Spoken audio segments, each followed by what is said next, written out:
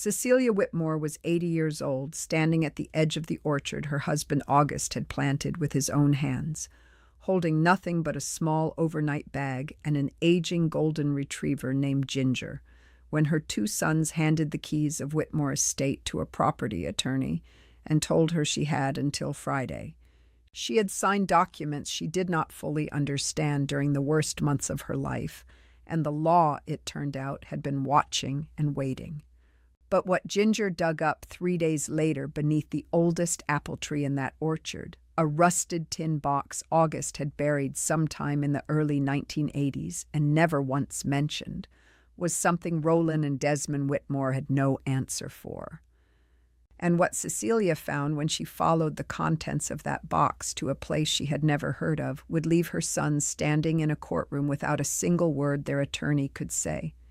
If you believe that the people we love leave more behind than we can see, subscribe right now. Every week on this channel, we tell the stories that prove love has a longer reach than loss. Before we jump back in, tell us where you're tuning in from, and if this story touches you, make sure you're subscribed, because tomorrow I've saved something extra special for you. Cecelia Whitmore had lived at Whitmore Estate since the spring of 1969, which was the year she and August had driven out to the property in his pickup truck on a cold March morning, looked at the 6 acres of Tennessee hill country with its half-dead orchard and its farmhouse that needed everything, and had both said yes at the same moment without either of them saying a word aloud.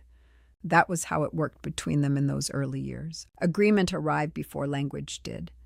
The house itself was a white clapboard structure built in 1911, 2 stories, a wide front porch, a kitchen that faced east so it caught the morning light, and a back staircase that creaked on the 4th step with a sound so specific and consistent over 55 years that Cecelia had stopped hearing it the way you stop hearing a clock. The house knew her the way old houses know the people who have lived in them long enough to wear their shape into the floors. She had raised Roland and Desmond in that house, had cooked 55 years of meals in that kitchen, had watched the orchard go from its original half-dead state to something that produced, in a good year, enough apples and pears to fill a small barn and stock 3 of the farm stands along Route 9. August had done the planting and the grafting and the pruning. She had done the canning and the selling and the keeping of records. Between them, they had made the orchard into something. August Whitmore had been a man of few words and precise actions. He had grown up in rural eastern Tennessee, the son of a tobacco farmer who taught him that land was the only thing that held its value, and that a man who tended what he owned would never find himself entirely without. He was 34 when they bought the Whitmore property. He worked it for 48 years. He died of a stroke on a Tuesday morning in January, 3 years before the day Cecelia stood at the edge of the orchard with her overnight bag. And what happened in those 3 years between his death and her leaving was the part of the story that required the most careful telling. August had left a will. It was straightforward in the way that wills written by methodical men tend to be. The property, the equipment, the accounts, everything held jointly to pass to Cecelia in full, with a separate provision that upon her death the estate would be divided equally between Roland and Desmond. Cecelia had sat with the attorney after the reading and understood what she had: the house, the orchard, the 6 acres, the outbuildings, everything August had built and tended and kept for 48 years. Hers. What she had not anticipated and what she would later understand had been building for years before August died was Roland. Desmond was different in the way that younger brothers who have lived in the shadow of a forceful older one are sometimes different. He had opinions of his own and occasionally even expressed them, but when Roland was in the room, Desmond's opinions had a way of migrating quietly toward whatever Roland was saying. He was 51, worked in insurance in Knoxville, called his mother every Sunday, and had voted, without ever calling it a vote, to let Roland handle the estate questions because Roland was the one who knew about those things. What Roland knew about, it turned out, was a provision in Tennessee probate law that Cecelia had never heard of, and that the attorney who had drafted August's will had not thought to address. The estate was Cecilia's, but if she could be shown, through a legal process involving a conservatorship petition, to be incapable of managing it, the management rights could be transferred to her next of kin. Roland had found an attorney in Nashville who specialized in exactly this kind of petition. He had filed it 14 months after August died, during a period when Cecelia had been recovering from a fall that had kept her off her feet for 6 weeks. She understood later that she had signed away more than she knew. The management agreement had provisions she had not parsed carefully enough, and Roland's attorney had parsed them very carefully indeed. Within 8 months of the signed agreement, Roland had engaged a property development company out of Chattanooga, entered into a preliminary sale agreement on the estate, and presented Cecelia with a document informing her that the property would transfer in 60 days and that arrangements were being made for her care at a facility in Murfreesboro. She moved out on a Wednesday in late May. Roland had offered to hire movers. She had declined. Nora Pendleton, who had been her neighbor for 31 years and whose late husband Clyde had spent many autumn afternoons in the orchard with August, came with her son-in-law and a truck, and they loaded what Cecelia had decided to take. The photographs, the quilts, the kitchen things she had cooked 55 years of meals with, August's field journals with their cramped, careful handwriting, and the contents of the small cedar chest from the bedroom that held the letters she and August had written each other across the 3 years he had worked out of state before Roland was born.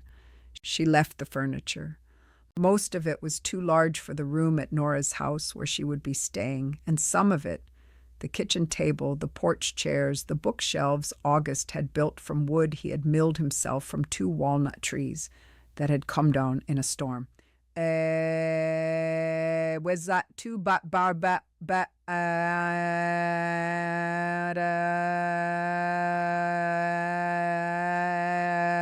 everything that had happened in that house to take and too painful to abandon, and she had not resolved the contradiction by moving day, and so she had left all of it standing exactly where it had always been, and had walked out without turning back.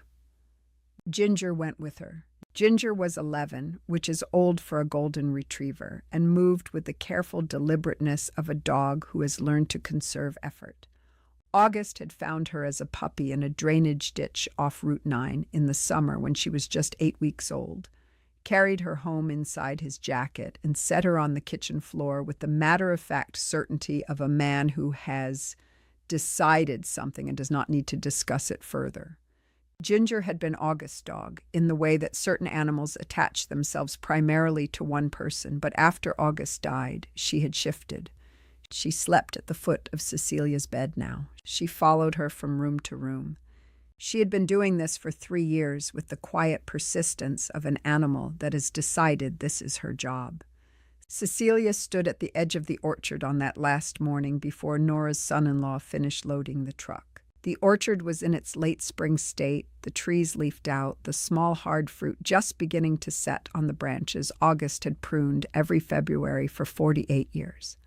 The oldest tree, the one at the far end of the second row that August had called the grandmother tree because it had been there before they bought the property, and he did not know its variety and had never been able to determine it from any of his reference books, was fuller than it had been in years. She looked at it for a long time, and then she picked up her bag and called to Ginger and walked to Nora's truck. Nora Pendleton's house was on Caldwell Road, 1.5 miles from Whitmore Estate, close enough that on quiet mornings Cecelia could hear the Route 9 farm traffic that passed the orchard entrance. She had not decided whether this was a comfort or a cruelty. Most mornings it felt like both. The room Nora gave her was small and south-facing, with a window that looked out over Nora's kitchen garden, and beyond it the tree line that marked the edge of the Pendleton property.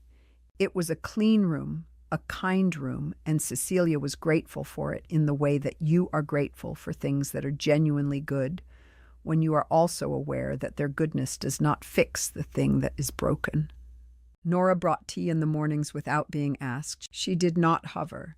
She had the particular grace of a woman who had experienced her own losses and understood that company and space were not the same thing. Ginger slept on the rug beside Cecilia's bed and rose when Cecelia rose and settled when Cecelia settled. And on the third morning at Nora's house did something she had not done before. She stood at the back door of Nora's kitchen and looked at Cecelia with the particular attention that dogs use when they have decided something needs to happen, and she did not move until Cecelia opened the door and followed her out. Cecelia had assumed Ginger needed the yard, but Ginger moved through Nora's yard with purpose and continued toward the tree line and then along the fence that ran parallel to the road in the direction of Whitmore Estate. Cecelia followed her. It was early, the lights still low and angled, the grass wet with the previous night's rain. Ginger walked with more energy than she had shown in months. She moved like a dog with a destination. They came to the orchard from the back, through a gap in the fence that August had meant to repair for years and had never gotten around to, which Cecelia had passed through hundreds of times on morning walks when the estate was still hers. The development company's preliminary signage was up near the road entrance. Back here among the trees, nothing had changed. The orchard smelled the way it always smelled in late May, green and faintly sweet, the soil still damp. Ginger went directly to the grandmother tree. She had always had a preference for that corner of the orchard. August had noticed it too, had remarked on it once without attaching significance to it. She would go there on her own when August was working the rows and lie in the shade of that particular tree. And August had said something like, "She knows the good ones," and left it at that. She was not lying down now. She was digging. Cecelia stood and watched her for a moment and then looked around at the empty orchard and then watched Ginger again. The dog was digging with concentration, not the loose, enthusiastic digging of an animal chasing a scent, but something more focused, working at a spot about 2 feet from the base of the trunk on the east side.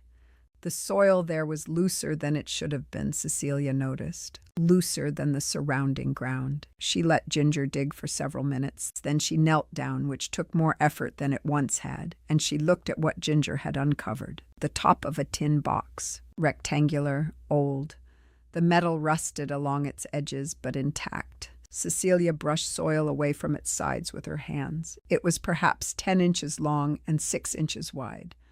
There was no lock, only a clasp that had corroded but gave way when she worked it with her fingers.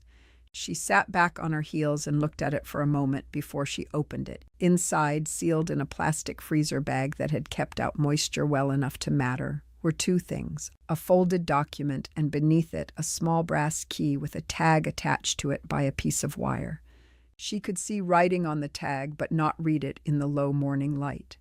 She carried the box back to Nora's house. She sat at Nora's kitchen table with her tea going cold beside her, and she opened the plastic bag and unfolded the document with the care of someone handling something that has been waiting a long time to be found.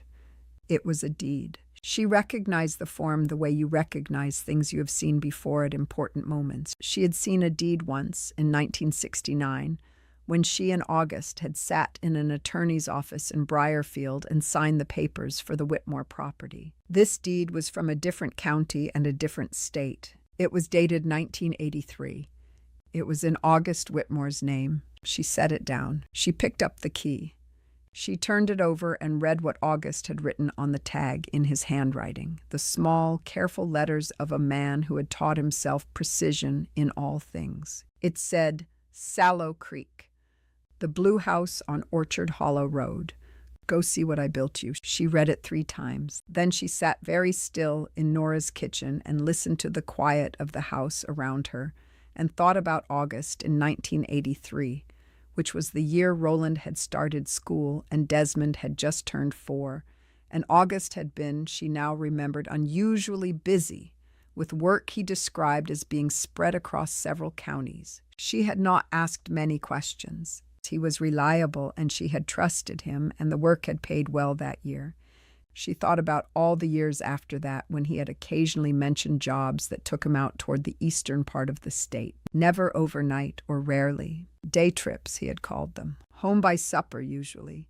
She thought about how little she had questioned the things a man does when you have trusted him for decades and the trust has never been misplaced. She looked at the deed again.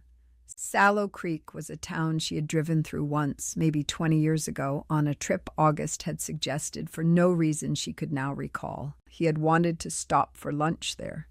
They had eaten at a diner on the main street, and he had been quiet in the way he was sometimes quiet, the inward quiet that she had learned over the years to read as a man sitting inside something he was not ready to say. She had not pressed. She never had. She got up from the table. She found Nora in the living room and told her she needed to make a phone call, and then she needed to look something up, and then she thought she might need to take a bus. Nora looked at her face and asked no questions. She handed her the phone. The bus from Briarfield to Salow Creek ran twice a day, once in the morning and once in the early afternoon, with a transfer in Cookville that added 40 minutes to the trip. Cecelia took the morning bus on a Thursday, 3 days after Ginger had led her to the grandmother tree. She had spent those 3 days doing what she had always done when something required careful thought. She had written the questions down on a legal pad, looked at them without the distortion of either hope or fear, and worked through what she knew and what she did not. What she knew, August had purchased a property in Salow Creek, Tennessee in 1983, paid for it outright, the deed showing no liens and no encumbrances. The property was at an address on Orchard Hollow Road. The key on the wire tag was a house key, old-fashioned, the kind cut for a deadbolt lock of a type common in the 1970s and early 1980s. August had buried these things in the orchard beneath the grandmother tree at some point she could not determine, and had never told her they existed. What she did not know was everything else. She had called her daughter-in-law Desmond's wife Patricia the evening before she left. She had not called Roland. She had not called Desmond. Patricia had always been the one in that family she trusted to listen before she spoke, and Patricia had listened to the whole of it on the phone that evening without interrupting, and at the end had said quietly that she thought Cecelia should go, and that she would not mention it to Desmond until Cecelia decided what she wanted to do with what she found. Cecelia had thanked her and meant it. Nora drove her to the bus station at 7:30. Ginger came in the back seat and pressed her nose against the window the whole way into town, watching the landscape pass with the alert interest of a dog who has recently discovered that roads lead somewhere worth going. Cecelia had debated leaving Ginger with Nora for the day. She had decided against it. She did not fully examine why. The bus was half full. She had a window seat on the right side, which gave her the morning light, and the view of the fields east of Briarfield giving way to the steeper country of the Cumberland Plateau, and then the long descent toward the eastern valleys. She had August's deed in her bag and the key in her coat pocket. She held it the way she had found herself holding small things in the months since he died. Not clutching, just present, the way you keep a hand on the railing of a staircase you have climbed 1,000 times when the light is uncertain. She arrived in Salow Creek at 11:40 in the morning. The town was smaller than she remembered from that long-ago lunch stop, or perhaps she was remembering it wrong. Memory had a way of expanding the places you associated with important moments, and she was not sure now what she'd understood that afternoon to be important. The bus station was a single room attached to a hardware store on the main street. She asked the woman at the counter about Orchard Hollow Road. The woman knew it without hesitation. Out past the old fairgrounds, she said, up the ridge, maybe 2 miles. There's a cab that runs Thursdays. The cab was a retired mail carrier named Walt, who drove a Subaru with a cracked dashboard and an air freshener in the shape of a pine tree that had long since stopped smelling of anything. He knew Orchard Hollow Road. He turned to look at Ginger in the back seat before he started driving and said, "Good dog," with the certainty of a man who does not offer this assessment lightly, and Ginger accepted it with the dignity it deserved. They drove out past the fairgrounds, which were not in use and had the particular quietness of seasonal places between seasons, and then up a road that climbed through mixed hardwood forest before leveling out onto a ridge with property set back from the road behind old fence lines and mature trees. The ridge had the quality of a place that had been settled for a long time by people who were not interested in being seen from the road. Walt slowed near the end of the road where the properties were fewer and the trees were closer. He pointed at a gravel drive on the left side. "Blue house," he said. "Been there a good while. Nobody lives up there full time, far as I know. Lights on sometimes in winter, maybe. Different seasons." She paid him and told him she would call when she needed a ride back. She stood at the entrance to the gravel drive with Ginger beside her and looked up toward where the drive curved out of sight behind a stand of white oaks. She walked up the drive. The house appeared around the curve gradually, the way things appear when trees have been allowed to grow close, in pieces first. A roofline, then a wall, then the full shape of it. It was not large. A single-story structure with a covered porch running the length of the front, painted blue in a shade that had weathered to something softer than its original color, the way paint weathers on houses that have been tended but not fussed over. The porch boards were clean, the windows were shuttered. A wooden bench sat beside the front door. She stood at the bottom of the porch steps. Ginger sat beside her. The property around the house was not a yard in any conventional sense. It was land that August had clearly worked. She could see the shapes of planted rows going back from the east side of the house, the kind of deliberate spacing that did not happen on its own. Old fruit trees, she thought, from the structure of the branches. Smaller than the trees in the Whitmore orchard, but shaped by the same kind of attention. He had planted an orchard here, too. Of course he had. She put her foot on the first porch step, then the second. She reached the porch and crossed it to the front door and stood there for a moment with the key in her hand. She put it in the lock. It turned without resistance, the mechanism smooth and well-maintained, which told her August had been here recently enough to have kept it in working order. She pushed the door open. The smell that came out was wood and cool air, and the particular dryness of a closed space that has been kept clean. And underneath all of that, something she recognized without being able to name it except by what it made her feel, which was that she had stepped into somewhere August had been many times and had cared about. She went in. Preparing and narrating this story took us a lot of time, so if you are enjoying it, subscribe to our channel. It means a lot to us. Now back to the story.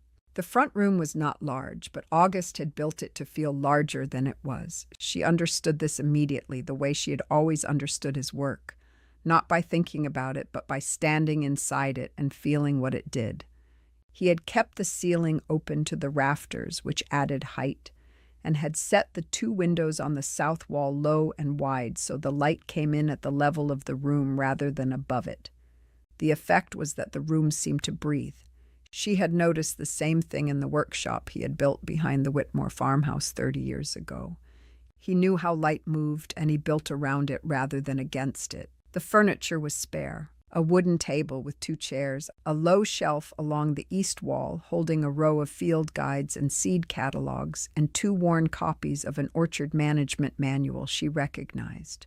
The same edition was on the shelf in August's workshop back in Briarfield, or had been, before the development company's representative walked through and photographed everything. A wood stove in the corner with a neat stack of split wood beside it that was dry enough to have been cut at least a season ago. A braided rug on the floor in colors she associated with the kinds of rugs her mother had made, the kind assembled from old fabric rather than bought. She moved through the room slowly and then into the small kitchen at the back. The kitchen was functional and clean and had been laid out with the particular logic of someone who cooked alone and had thought carefully about where things should be in relation to each other. The counter ran along 2 walls. The window above the sink looked out over the planted rows she had seen from outside, and beyond them the tree line, and beyond that the shape of the ridge dropping away toward the valley. She stood at that window for a while. There was a door off the kitchen that opened into a second room, smaller, with a narrow bed and a nightstand and a lamp, and on the wall above the bed, a shelf holding 3 things: a framed photograph, a small ceramic jar with a lid, and a folded piece of paper propped against the jar. She sat on the edge of the bed. She picked up the photograph first. It was the two of them, her and August, taken at the Whitmore orchard in what she estimated was the mid-1990s from the length of her hair, and the particular flannel shirt August was wearing that she'd eventually repaired past the point of repair and finally thrown away. They were standing at the end of a row of apple trees in full bloom, and August had his arm around her shoulders and was looking at the camera with the expression he wore when someone had pointed a camera at him and he had decided to tolerate it. And she was laughing at something that had been said a moment before the shutter clicked, and she could not now remember what. She had not known this photograph existed. She had not known anyone had taken it. She set it down carefully. She opened the ceramic jar. Inside was a quantity of apple seeds, dried, the kind you save when you have an intention for them. She did not know what variety. She replaced the lid. She picked up the folded paper. August's handwriting, she had known it would be. The same small, careful letters from the tag on the key. He had written it on a single sheet of plain white paper, folded twice, the crease lines sharp in the way of something folded with deliberateness. He had written that he had bought the property in the fall of 1983 with money saved from a 2-year contract with a county agricultural extension program that had paid him to assess and rehabilitate heritage orchards across 4 counties. The work had brought him through Salow Creek repeatedly, and he had stopped at this property because the land on the ridge had old rootstock in it, trees that had been neglected for years but had not died, and he recognized what they were and what they could be brought back to. He had bought the land for less than he would have believed possible. The owner at the time had been an elderly man with no heirs interested in the property and no patience left for negotiating. August had paid what the man asked and had not tried to pay less because the land was worth more and he knew it, and he was not the kind of man who used another person's circumstances against them. He had worked the property for years on his day trips east. He had rehabilitated the old rootstock and planted new trees from cuttings he had propagated at the Whitmore orchard, including several from the grandmother tree, which he had known even in 1983 was something unusual, a variety he had never been able to identify from any reference he could find. He had built the house over the course of 4 years using lumber he milled from trees taken down in a windstorm that had come through the ridge in 1986. He had done it alone, on his own time, in the way he did everything he cared about most. He wrote that he had meant to tell her. He had been telling himself for years that the right moment had not arrived. He had wanted to bring her here first, show her rather than describe it, let the place explain itself. The right trip had never materialized. There had always been something. The boys when they were young, the orchard in a difficult season, her mother's illness, then his mother's. The years had a way of filling themselves. When his own illness had arrived and he had understood what it was going to mean, he had written the note and sealed the tin and gone out to the grandmother tree on a morning when she was in town and had buried it where he knew Ginger would find it. He had watched Ginger lie in the shade of that tree for 11 years. He knew her habits as well as his own. He wrote, "I am sorry I ran out of time to give this to you in person. It is yours. The orchard and the house and the ridge and the view from the kitchen window in the morning. All of it. I built it for the version of us that was going to have more time. I want you to have it anyway." Below that he had written one more line. "The seeds in the jar are from the grandmother tree. I never found its name. Maybe you will." Cecelia sat on the narrow bed in the blue house on Orchard Hollow Road and held August's letter, and wept in the way of someone receiving a gift from a person they have lost. The grief and the gratitude so tangled together they could not be separated, arriving as a single thing that had no clean name. Ginger jumped up onto the bed beside her, which she was not supposed to do and had never done before, and which Cecelia did not correct. She sat there with her hand on Ginger's back and the letter in her lap, and outside the kitchen window, the old orchard August had brought back from neglect, held its spring leaves in the afternoon light, and did not ask anything of her at all. She stayed 2 nights in the Blue House before she called Nora to say she would need a few more days. Nora said, "Take what you need," and did not ask for details, which was one of the reasons Cecelia had trusted her for 31 years. The house had what it needed for short stays. August had seen to that. There were dry goods in the kitchen cabinet, canned things and rice, and a tin of coffee that was still good, and extra blankets in the bedroom closet, folded with the particular neatness of a man who folded everything as though it might be inspected. She built a fire in the wood stove the first evening and sat at the table with August's letter and the deed and her legal pad, and wrote down everything she needed to understand and everything she needed to do. The list on the needs to understand side was long.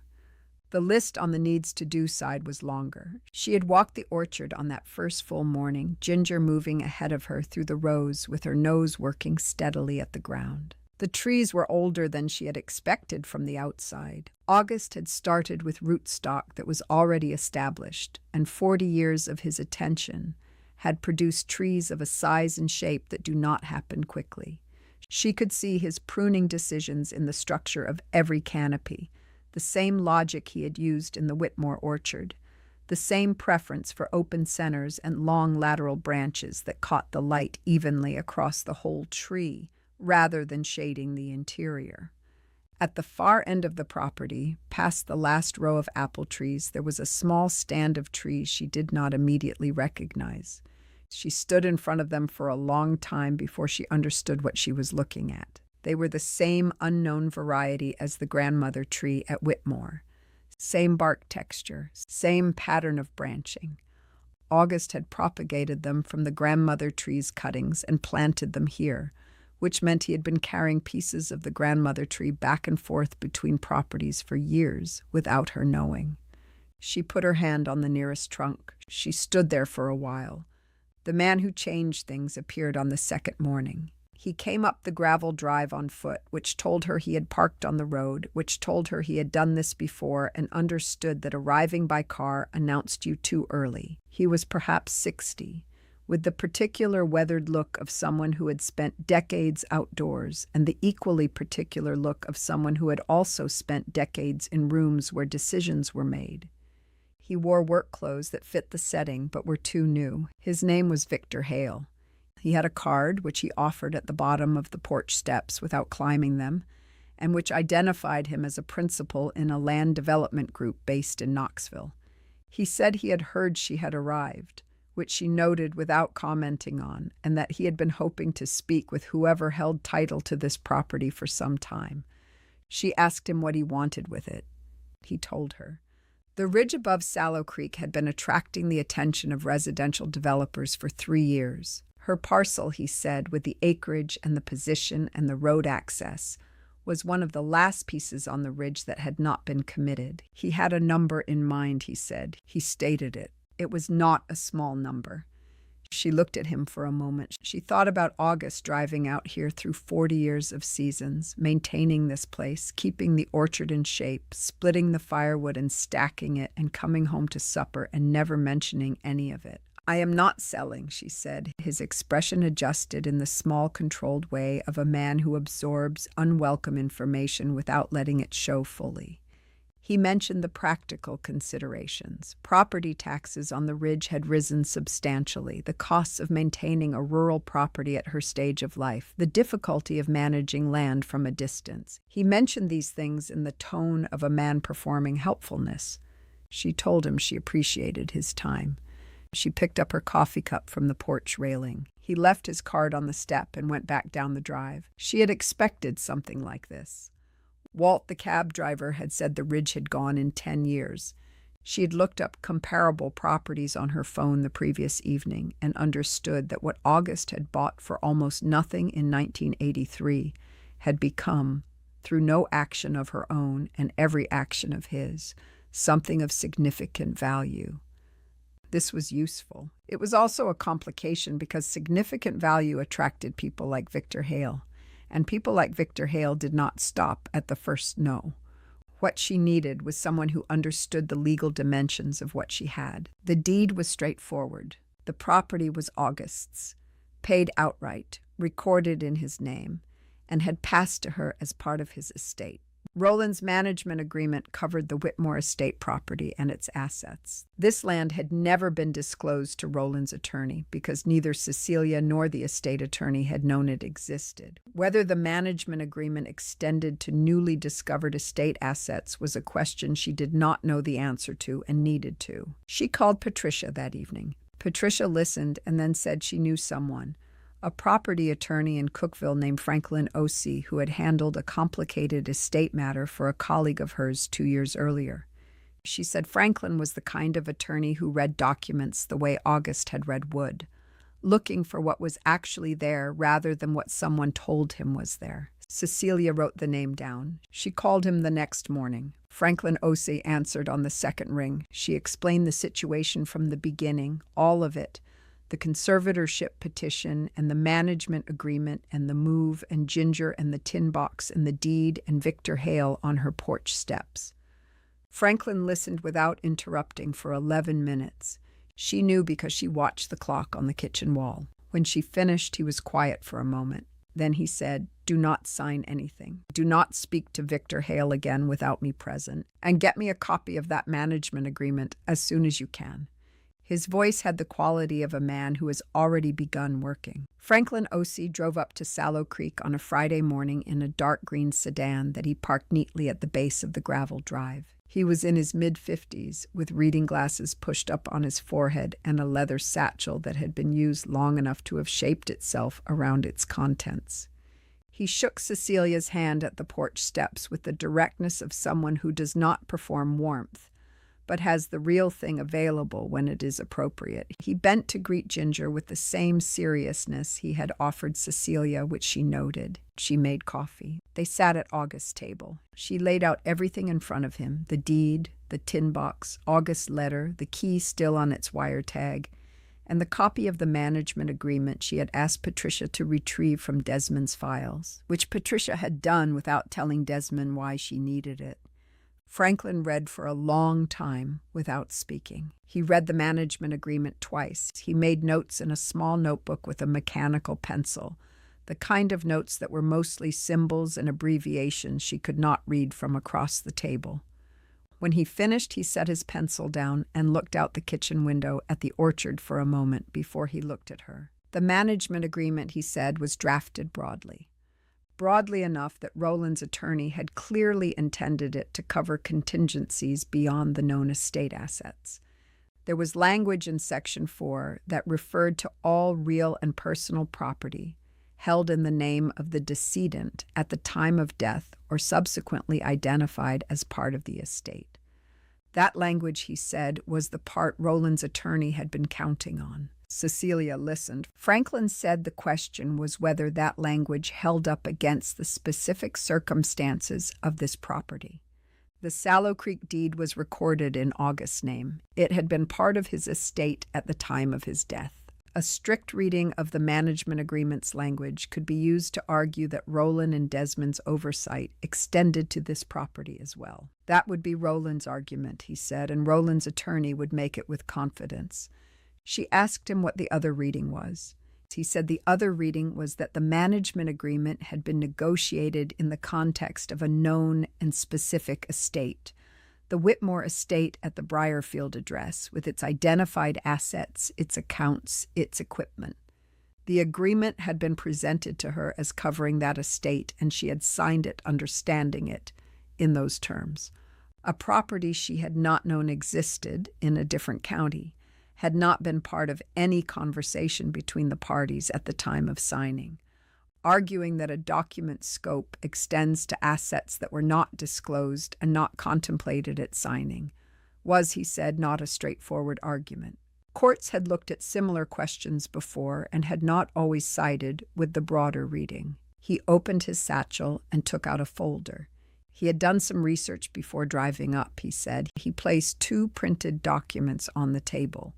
Tennessee appellate decisions, both involving estate management agreements challenged on scope.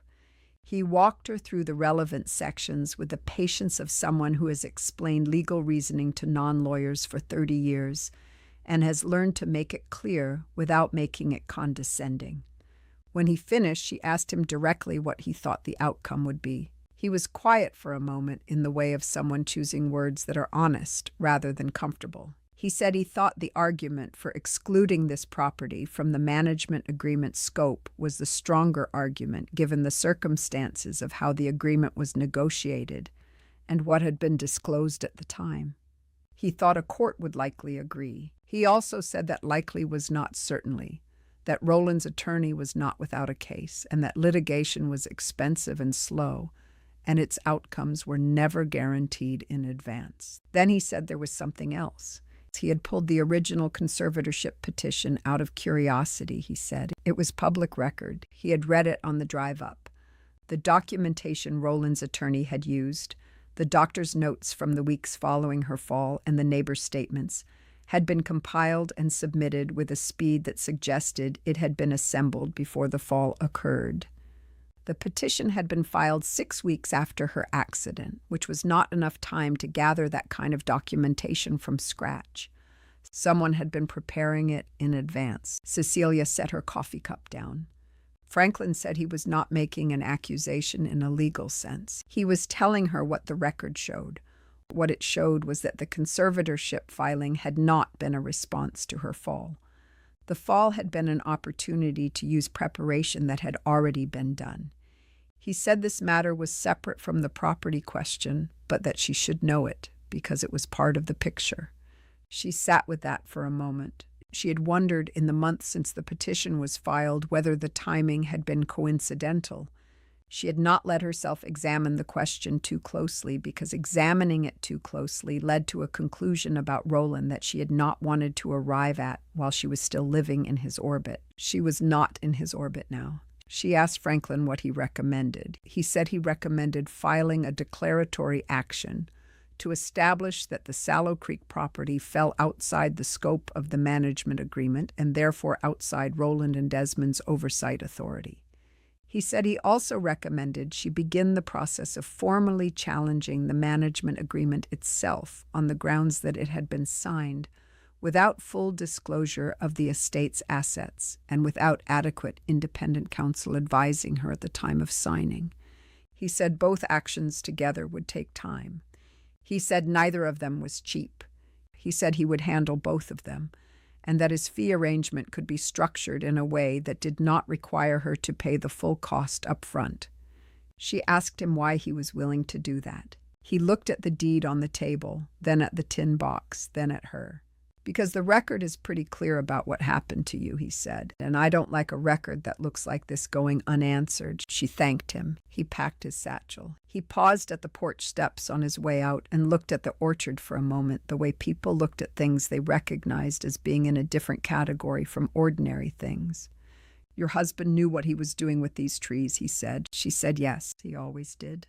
Franklin filed the declaratory action on a Monday in late June. By Wednesday, Roland had a copy and had called Cecelia twice, which she had not answered, and had called Patricia once, which Patricia had answered, and then reported back to Cecelia word for word. Roland had said the filing was unnecessary and that he and Desmond had never had any intention of claiming the Salow Creek property. Patricia had said that was good to hear, and that perhaps he could instruct his attorney to confirm that in writing. Roland had said that was not how this worked. Patricia had said she imagined Franklin would disagree.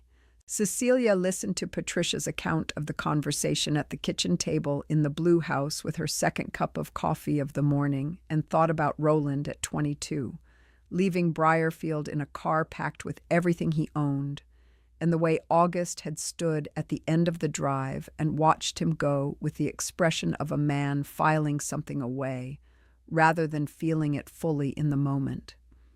She had asked August later what he was thinking, standing there. He had said, "Not much." She had known that was not true and had left it alone. The legal process moved at the pace legal processes move, which is to say slowly, and with paperwork arriving at intervals that required response and attention, and the kind of patience that is not passive but active, the patience of someone who has decided to see something through, and is managing the time between actions rather than waiting for them. Franklin kept her informed at each step. He wrote clearly and without unnecessary qualification. When there was something she needed to understand, he explained it once thoroughly and did not repeat himself unless she asked him to. Desmond called in July, not Roland. Desmond on a Sunday evening, which was when he always called, as if the habit of years had survived everything that had happened since. She answered. He was quiet for the first part of the call, in the way he was quiet when he was working up to something he found difficult. She waited. He had learned the same thing she had, growing up in a house with August, that pressing someone before they were ready produced nothing useful. He said he was sorry. She asked him what specifically he was sorry for. He said for the conservatorship filing, for not pushing back harder when Roland had laid out the plan, for signing the management agreement as a co-party without reading it the way he should have, for calling every Sunday for 3 years after August died, and never once asking the right questions about how she was managing the estate paperwork. She listened to all of it. She did not fill the silence after he finished with reassurance she did not fully feel. She told him she appreciated him saying it. She told him it would take her some time. He said he understood. She believed him. She did not call Roland. Roland sent a letter through his attorney in August, a formal communication that characterized the declaratory action as based on a misreading of the management agreement and outlined Roland's position that the Salow Creek property fell within its scope. Franklin read it and wrote back with the kind of response that was courteous in its language and unyielding in its substance. The exchange continued for 6 weeks. Then Roland's attorney requested a mediation session. The mediation took place in a conference room in Cookville on a Thursday in October. Roland was there in a suit that cost more than Cecelia's monthly income. His attorney was a woman from Nashville who had the bearing of someone accustomed to winning through preparation and composure. Desmond sat beside Roland and looked at the table more than at anyone in the room. Franklin sat beside Cecelia with his notes and his mechanical pencil and the patience of a man who had done this many times and had no investment in how long it took. The mediator was a retired judge named Hargrove who had the particular quality of someone who has spent decades listening to people argue and has developed genuine equanimity about the time it takes. He let both sides present. He asked questions. He took notes. He called a break at midday and spoke to each side separately. When he spoke to Cecelia's side, he said what he had observed was that Roland's attorney's argument about the agreement's scope was technically plausible but contextually weak. He said the conservatorship petition's timing, which Franklin had documented carefully and submitted as supplementary background, had made an impression on him. He said he thought Roland understood that proceeding to litigation carried risks he had not fully priced when he agreed to mediation. In the afternoon session, Roland's attorney proposed a settlement. The Salow Creek property would be formally excluded from the management agreement scope by written amendment. The management agreement itself would be modified to narrow its language to the specifically identified Whitmore Estate assets. In exchange, Cecelia would not pursue the broader challenge to the agreement's validity that Franklin had included in his filing as a secondary claim. Franklin leaned over and said quietly that the secondary claim had always been the harder case and that what was being offered resolved the primary case cleanly and completely. She looked at Roland across the table. He was looking at his attorney's notepad. He did not look up. She told Franklin yes. The amendment was signed before 5 o'clock. Roland's attorney shook Franklin's hand. Desmond came around the table after and said her name, just her name, and she put her hand on his arm briefly and then let it go. In the parking lot, Franklin told her the Salow Creek property was hers, unencumbered, no management agreement, no oversight, no Roland. She thanked him. He said she had done the hard part, which was deciding to fight it. She drove back to Salow Creek in the early October dark with Ginger in the passenger seat, and the window cracked 2 inches for the air. The ridge road came up through the trees and leveled out, and the blue house appeared in the headlights, its porch boards and its shuttered windows and the bench beside the door exactly as August had left them. She sat in the car for a minute after she turned the engine off. Then she went inside. She moved in properly in November, which in the Tennessee Hill Country meant cold mornings and afternoons that held a thin warmth until around 3 and then let it go. She brought what was in the storage unit in Briarfield, the photographs, the quilts, the kitchen things, August's field journals, the cedar chest with the letters. Nora's son-in-law drove the truck again, and Nora came along and spent 2 days helping her unpack, and did not cry until she found the framed photograph August had left on the bedroom shelf, the one of the two of them in the orchard in full bloom. And then she cried briefly and without apology and said, "He really did love you," and Cecelia said, "I know," and that was the end of it. She placed August's portrait on the table where she could see it from her chair in the mornings. The same position it had held in the Whitmore farmhouse kitchen for 30 years, because some arrangements are correct and stay correct regardless of the room they are in. The winter was quiet in the particular way of a ridge property in the off-season, the road below mostly empty, the trees bare and showing their structure clearly the way trees do when the leaves are gone. She learned the house the way you learn a new place when you are old enough to understand that learning it is worth the effort, slowly, by moving through it at different hours, by sitting in different chairs at different times of day, by watching how the light changed across the walls and the floor from one month to the next.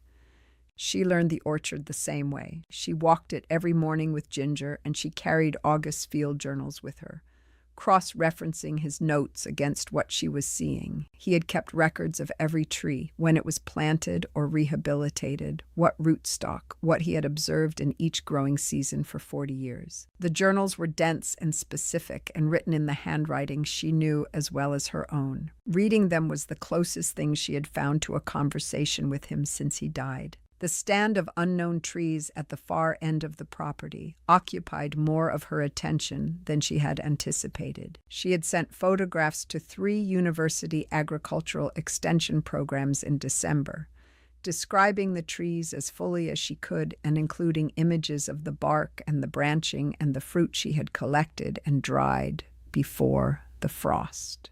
2 programs had not responded. The 3rd, out of the Agricultural College in Knoxville, had responded within a week. The response had come from a researcher named Iris Nakamura, who studied heritage apple varieties across the southern Appalachians, and who had looked at Cecilia's photographs and written back a message that was 3 paragraphs long and ended with the words, "I would very much like to come and see these in person." Iris arrived in February on a morning that was cold and clear, driving a pickup truck with a university decal on the door and a collection of field equipment in the bed. She was in her early 40s, with the kind of focused attention in her face that Cecelia associated with people who had found the work they were supposed to be doing. She walked the orchard with Cecelia for 2 hours, asking questions and taking samples and making notes and occasionally stopping to look at something for a long moment without saying anything. At the unknown trees, she crouched and spent a long time examining the bark and the branch structure and the dried fruit Cecelia had saved from the fall. She stood up and looked at Cecelia. "I need to run the samples," she said, "but I think I know what these are." There was a variety documented in this part of Tennessee in the 1880s that disappeared from the commercial record sometime around 1930. Nobody has found a living specimen in 80 years. She paused. "Your husband didn't just rehabilitate an orchard. He may have preserved something that everyone else assumed was gone." Cecelia looked at the trees. She thought about August in 1983. Stopping at this property because he recognized something in the rootstock that no one else had recognized. She thought about him carrying cuttings back and forth for 40 years, planting them here, tending them, never telling her what he suspected, because he was a man who did not make claims he had not verified. Victor Hale drove slowly past the property on a morning in April and did not stop. She saw his car from the porch and recognized it and picked up her coffee and went back inside. On an evening in late October, 14 months after the mediation and nearly a year after she had moved in properly, Cecelia sat on the front porch bench with Ginger beside her and watched the light go off the ridge. The orchard was in its autumn state. the leaves turning, the last of the fruit long harvested, the trees settling into the bare clarity they took on at this time of year that let you see their structure and remember how deliberate each one was. She held the key on its wire tag. She held it the way she had held it since the morning in Nora's kitchen when she had first read August's handwriting on the tag. She had not moved it to a drawer or a hook. It stayed in her coat pocket or on the table beside her bed. It was the right size for a hand that needed something specific to hold. She thought about Ginger digging at the base of the grandmother tree on a wet May morning with more energy than she had shown in months. She thought about the way Ginger had looked at her before she started digging, the particular attention of a dog who has decided something needs to happen. She thought about August watching Ginger lie in the shade of that tree for 11 years and knowing with the patience of a man who planned in decades that Ginger would find what he had buried there. She thought about the grandmother tree itself, still standing in the orchard at Whitmore Estate, where the development company had broken ground in September. She had heard from a neighbor that they had taken down 3 of the oldest trees in the first row to make way for the access road. She did not know whether they had taken the grandmother tree. She had not gone to look. She had the cuttings August had propagated from it, growing in the ground of the Salow Creek orchard, and she had the seeds in the ceramic jar. And she had Iris's verification that what August had recognized in 1983 was real and worth keeping. The grandmother tree had a name now. Iris had named the variety in the formal documentation. She had asked Cecelia what August had called it, and Cecelia had said he called it the grandmother tree because it was the oldest one and he did not know its variety and had never been able to find it in any reference he owned. Iris had put that in the documentation. The variety was listed under its scientific classification and then in parentheses its common name. Grandmother. August's grandmother, to be precise, because the documentation required attribution and the attribution was accurate. Ginger shifted beside her on the bench and put her head on Cecilia's leg with the unself-conscious ease of a dog who has decided where she belongs and settled there. The light went fully off the ridge. The orchard went dark in the particular way of orchards at dusk, the tree shapes holding against the sky for a moment longer than the ground beneath them, and then that too was gone.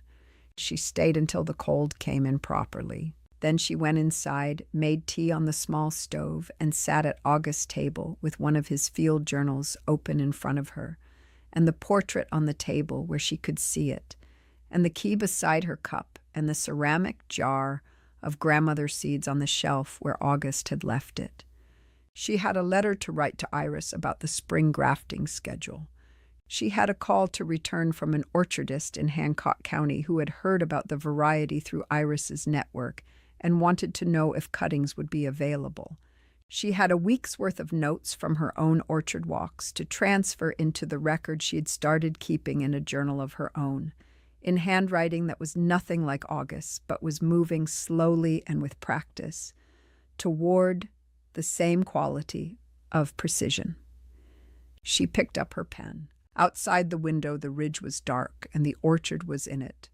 And somewhere in the dark, the trees August had tended for 40 years stood in the ground he had prepared for them and did what trees do in the dark, which is continue, without requiring anything from anyone, the long and patient work of growing.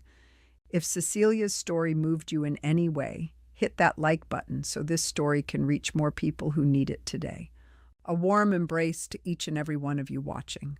We will see you in the next one. Up next, you've got 2 more standout stories right on your screen.